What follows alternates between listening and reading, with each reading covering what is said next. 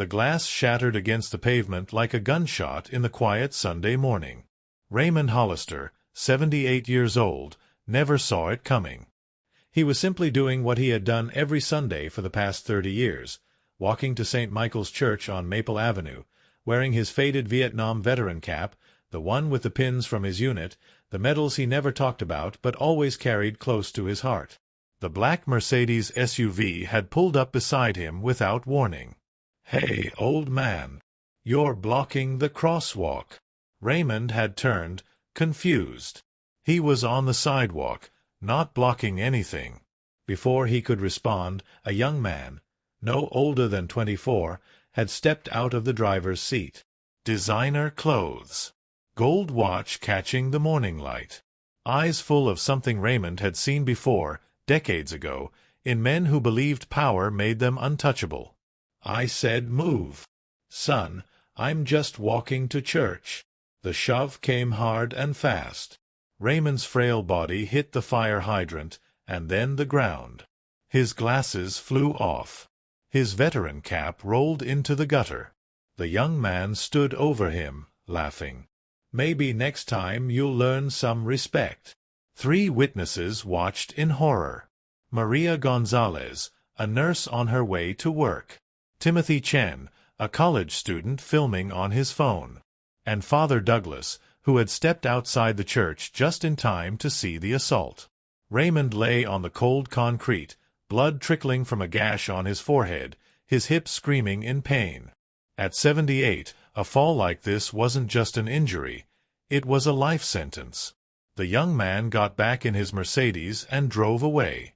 But Timothy Chen had captured everything. Within hours, the video was everywhere. Local news. National outlets.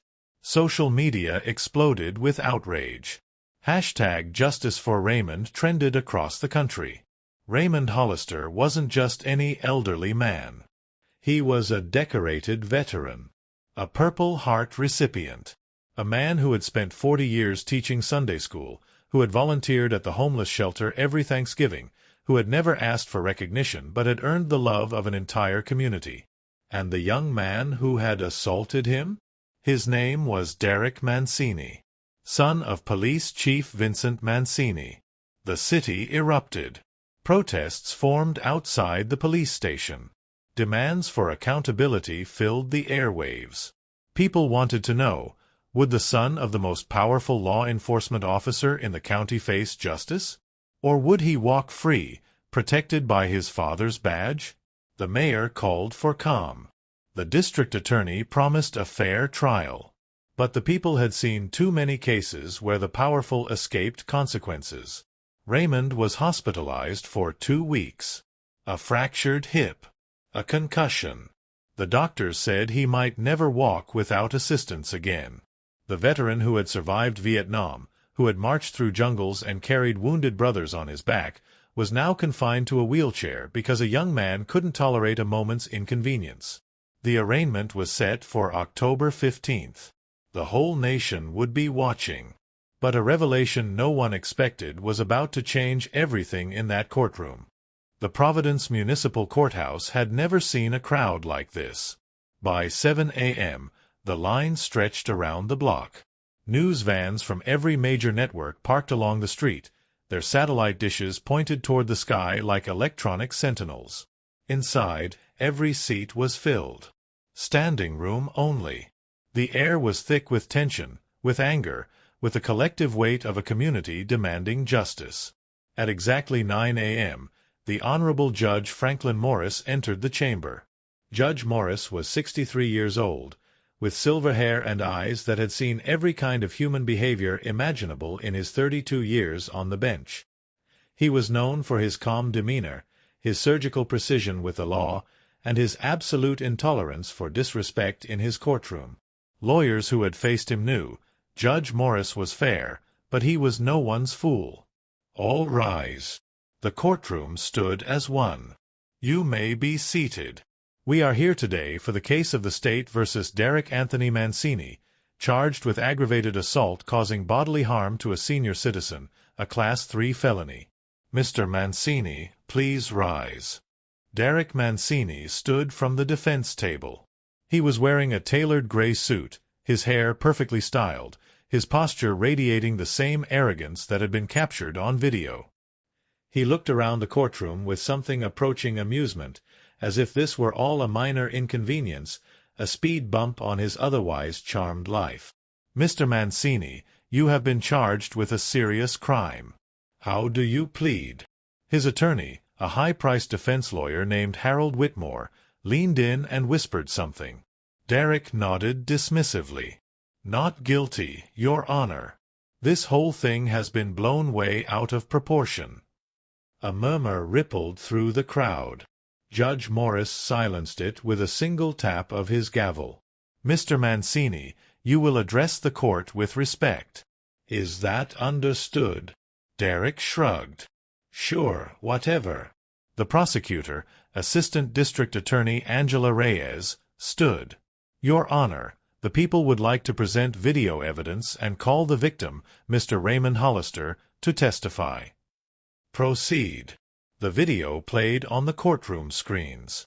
Every person in that room watched as Derek Mancini shoved an elderly man to the ground, laughed, and drove away. The silence was deafening. When the video ended, Raymond Hollister was wheeled to the witness stand. He wore his veteran cap. His Purple Heart was pinned to his jacket. His hands trembled, but his voice was steady. "Mr. Hollister," ADA Reyes began gently, "can you tell us what happened that morning?" Raymond took a deep breath. "I was walking to church. Same as I've done for 30 years. I wasn't bothering anyone. I was just walking." He paused, his eyes distant. "I served 2 tours in Vietnam. I watched friends die. I came home and built a life. I taught children about faith and forgiveness. I never asked for anything from anyone." His voice cracked, but he continued. "That young man, he looked at me like I was nothing, like my whole life meant nothing. He pushed me down and laughed. I'm 78 years old. I fought for this country." And he laughed. The courtroom was silent. Several jurors wiped tears from their eyes. Derek Mancini rolled his eyes. Judge Morris noticed. "Mr. Mancini," the judge said, his voice dropping to a dangerous calm, "do you find something amusing about this testimony?" Derek leaned back in his chair. "Look, the old guy is fine. He's sitting right there. I barely touched him. This is ridiculous. Do you know who my father is?" The courtroom exploded in outrage. Judge Morris slammed his gavel repeatedly. "Order. There will be order in this court." When silence returned, Judge Morris fixed Derek with a stare that could freeze fire. "Mr. Mancini, I don't care if your father is the President of the United States. In my courtroom, you are simply a citizen accused of a crime. Your family name grants you no special privileges here. And if you disrespect this court or this victim one more time, I will hold you in contempt and add 6 months to whatever sentence you receive." Am I making myself clear? For the first time, a flicker of uncertainty crossed Derek's face. "Why, yes, Your Honor." "Good. Now, does the defense wish to cross-examine the witness?" Attorney Whitmore stood reluctantly. "No questions, Your Honor." Judge Morris nodded. "Very well. Before we proceed to closing arguments, is there anyone else who wishes to address this court?" Silence. And then a voice from the back. "Your Honor, I would like to speak." Every head turned. A man stood up in the back of the courtroom, stepping out from behind a pillar where he had been watching, unseen. The man who walked down the center aisle was immediately recognizable to everyone in Providence. Police Chief Vincent Mancini. He was in civilian clothes, a simple dark suit, no badge, no uniform. His face was drawn, aged in ways it hadn't been even weeks before. His eyes carried something that looked like profound exhaustion, like a man who had spent sleepless nights wrestling with demons. Derek's face went pale. Dad? What are you? Silence, Mr. Mancini, Judge Morris commanded. He studied the approaching figure. Chief Mancini, this is highly irregular. You are the father of the accused. I'm aware, Your Honor. Vincent Mancini stopped before the bench, his voice heavy but resolute. I am not here as chief of police. I've taken a leave of absence. I am here as a father, and as a citizen of this community who has watched a terrible wrong unfold. Judge Morris considered this for a long moment. The court will allow you to speak. But understand, this is a court of law, not a platform for character witnesses to save their family members. I'm not here to save my son, Your Honor. A shocked murmur swept through the crowd. Derek stood up. Dad, what are you doing? Tell them this is all a mistake. Tell them.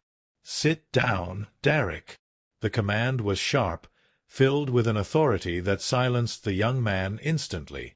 Vincent Mancini did not look at his son. His eyes remained fixed on the judge. Your Honor, may I approach Mr. Hollister? Judge Morris nodded slowly. You may. Vincent Mancini walked to where Raymond Hollister sat in his wheelchair. The two men, one who had served his country in war, one who had served his city in uniform, looked at each other. And then Chief Vincent Mancini knelt. He knelt before the elderly veteran, his head bowed. Mr. Hollister, I am so deeply sorry. Raymond said nothing, but his eyes glistened. I wore a badge for 35 years, Vincent continued, his voice thick with emotion. I swore an oath to protect people like you. And I failed. Not as a police officer, but as a father. I failed to teach my son what it means to respect others. I failed to show him that power is not a weapon but a responsibility. I gave him everything except the one thing that mattered, character. He looked up at Raymond. You served this nation with honor. You sacrificed everything. And my son repaid that sacrifice with cruelty and contempt. There are no words that can fix what he did. But I want you to know, from the bottom of my heart, that I am ashamed. I am ashamed of what my son has become. And I am ashamed that I played a part in making him this way. Raymond reached out with a trembling hand and placed it on Vincent's shoulder. Stand up, Chief, he said quietly. A man doesn't need to kneel to show he's sorry. He just needs to mean it. Vincent stood, tears streaming down his face. He turned to face the judge. Your Honor, I know what people expected from me. They expected me to use my position to protect my son, to make calls, to pull strings, to get him a slap on the wrist and a sealed record. He shook his head slowly. I won't do that. I can't do that. Derek was on his feet again, his face twisted in disbelief. Dad, you can't be serious. You're just going to let them. I am letting the law do its job. Vincent roared, finally turning to face his son. That's what I should have done years ago. Every time you got in trouble, I made it go away. Every speeding ticket, every bar fight, every act of arrogance and cruelty, I covered it up. I told myself I was protecting you. But I wasn't protecting you. I was destroying you. I was teaching you that consequences don't apply to you. That you're special. That you're above everyone else. His voice broke. You're not special, Derek. You're a bully. You're a coward. And watching you mock that man, a hero who gave more for this country than you will ever understand, it broke something in me. It made me see what I helped create. Vincent turned back to Judge Morris. Your Honor, I'm not asking for leniency. I'm asking for justice. Real justice. The kind that might actually save my son's soul, even if it costs him his freedom. Please apply the full weight of the law. Don't let my badge, my position, or my name interfere with what needs to happen here. He took a deep breath. I love my son. I love him more than my own life. But love doesn't mean protection from consequences. Sometimes love means letting someone face the truth of who they've become, and hoping, praying, that truth will change them. The courtroom was absolutely silent. Derek had collapsed back into his chair, his head in his hands. The arrogance was gone. The smugness had evaporated. In its place was something raw and broken, the look of a young man whose entire worldview had just shattered. "Dad," he whispered, barely audible. "I'm sorry. I'm so sorry." Judge Morris sat motionless, processing what he had just witnessed. Finally, he spoke. "This court will take a 15-minute recess. When we return, I will deliver my sentence." The gavel fell, but the echo of Vincent Mancini's words lingered in every heart. When court resumed, the atmosphere had fundamentally changed. The anger that had filled the room had not disappeared, but it had been joined by something else, a sense that they were witnessing something rare. Not just a trial, but a transformation. Not just justice, but redemption being offered. Judge Morris took his seat. His eyes swept across the courtroom before settling on the defendant. "Mr. Derek Mancini, please rise." Derek stood. He was a different person than the one who had swaggered in hours earlier. His shoulders slumped. His eyes were red and swollen. He looked, for the first time, like someone capable of shame. "Mr. Mancini, I have presided over thousands of cases in my career. I have seen hardened criminals and first-time offenders. I have seen remorse that was genuine and remorse that was performed for the cameras. Today, I witnessed something I rarely see, a father choosing justice over protection, choosing his son's soul over his son's comfort." Judge Morris paused. "Your father's words carry no legal weight in this proceeding. My sentence is based solely on the evidence, the law, and the impact of your crime. But I would be lying if I said his words did not move this court." He looked down at his notes. "Derek Anthony Mancini, you have been found guilty of aggravated assault on a senior citizen, a Class 3 felony. The evidence is indisputable. The video shows your actions clearly. You attacked an innocent man, a decorated veteran, without provocation. You showed no remorse at the scene. In fact, you laughed." Derek flinched at the words. Under normal circumstances, the maximum sentence for this offense is 8 years in state prison. However, given your lack of prior convictions and the extraordinary circumstances of today's proceedings, I am prepared to offer you a choice. Derek looked up, confused. Option 1. You serve the full 8 years in state prison. You will be treated like any other inmate. No special protections. No privileges. Judge Morris let that sink in. Option 2. You serve 18 months in the county correctional facility, followed by 3 years of supervised probation. However, and this is non-negotiable, during those 3 years, you will complete the following requirements. He began to list them. First, you will perform 2,000 hours of community service at the Providence Veterans Center, working directly with elderly veterans. You will learn their names. You will hear their stories. You will understand what sacrifice truly means. Second, you will attend mandatory counseling twice a week to address your issues with entitlement, anger, and empathy. Third, you will publicly apologize to Mr. Hollister in a recorded statement that will be released to the same media outlets that broadcast your crime. Fourth, you will pay full restitution for Mr. Hollister's medical expenses and any future care he requires as a result of your assault. And fifth, Judge Morris looked directly at Vincent Mancini. Your father will be required to supervise your community service personally for the first 6 months. He will report directly to this court on your progress. Vincent nodded solemnly. "I accept that responsibility, Your Honor." Judge Morris turned back to Derek. "Mr. Mancini, this is not leniency. This is an opportunity. A chance to become someone worthy of the life you've been given. If you violate any term of this agreement, if you miss a single day of service, skip a single counseling session, or show any sign of the arrogance that brought you here, the full 8-year sentence will be immediately imposed.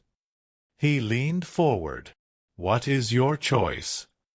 Derek's voice was barely a whisper. Option 2, Your Honor. I choose Option 2. Very well. Before I finalize this sentence, Mr. Hollister, the victim, has asked to address the court. Mr. Hollister. Raymond Hollister wheeled himself forward. The courtroom held its breath. Your Honor, thank you for allowing me to speak. He turned to face Derek. Young man, I want you to look at me. Derek raised his eyes, tears streaming down his face. I spent 3 years in Vietnam. I saw things no human being should ever see. I lost friends. I lost pieces of myself that I'll never get back. When I came home, I didn't come home angry. I came home grateful. Grateful for every sunrise. Grateful for every meal. Grateful for every moment of peace. He paused. What you did to me hurt. It hurt my body, and it hurt my heart. But I've been hurt before. I survived worse than you. Raymond's voice softened. I'm not going to stand here and tell you I forgive you. Forgiveness isn't something I can give away like a gift. It's something you have to earn. And earning it takes time. It takes work. It takes becoming someone different than you are today. He wheeled closer. But I will tell you this, I believe in redemption. I've seen men at their worst become men at their best. I've seen darkness turn to light. If you do the work, really do it, then maybe someday you'll understand what it means to serve something bigger than yourself. He looked at Vincent. Chief Mancini, your son is lucky to have a father who loves him enough to let him face the truth. That's a rare thing. Don't let it go to waste. Vincent nodded, unable to speak. Raymond turned back to Derek one final time. I'll be watching you, son. The whole community will. Don't let us down. Judge Morris cleared his throat. The sentence is hereby entered into the record. Court is adjourned. The gavel fell. As the courtroom began to empty, Derek remained frozen in place. Vincent walked to his son and placed a hand on his shoulder. Dad, Don't, Vincent said quietly. Don't apologize to me. Apologize with your actions. Apologize with your life. Derek broke down completely, collapsing into his father's arms like a child. I don't know how to be different, he sobbed. I don't know who I am without all of it. Vincent held him tight. Then we'll figure it out together. That's what fathers are for. Epilogue. 8 months later. The Providence Veterans Center was quiet on Tuesday mornings. Derek Mancini, wearing jeans and a simple work shirt, no designer labels in sight, pushed a wheelchair down the hallway. In it sat Harold Patterson, a 91-year-old World War II veteran who had stormed the beaches of Normandy. You're getting better at this, kid, Harold said with a raspy chuckle. First month, you almost dumped me into the flower bed. Derek smiled. A real smile, not the smirk he had worn like armor for so many years. You taught me well, Mr. Patterson. They reached the garden, where a group of veterans sat in the morning sun, playing cards and sharing stories. Derek, called out a voice. Raymond Hollister wheeled himself over, moving more easily now after months of physical therapy. He was still in a wheelchair, but his doctors said he might walk with a cane by Christmas. Mr. Hollister, Derek said, his voice carrying genuine warmth. How are you feeling today? Better than yesterday. Worse than tomorrow, God willing. Raymond studied the young man in front of him. You've changed, son. Derek looked down. I'm trying, sir. Every day I'm trying. I know you are. Raymond reached out and patted Derek's hand. "I've been watching, like I said I would. And I've decided something." Derek looked up. "I forgive you." The words hit Derek like a wave. He had to steady himself against the wheelchair. "Mr. Hollister, I don't deserve." "Probably not," Raymond agreed. "But forgiveness isn't about deserving. It's about letting go. I've been carrying this weight for 8 months, and I'm too old to carry things that don't serve me anymore." He squeezed Derek's hand. "You've got a long road ahead of you, but I believe you'll walk it well. And when you're done, when you've completed your service, when you've become the man I know you can be, I want you to remember this moment, and I want you to pass it on.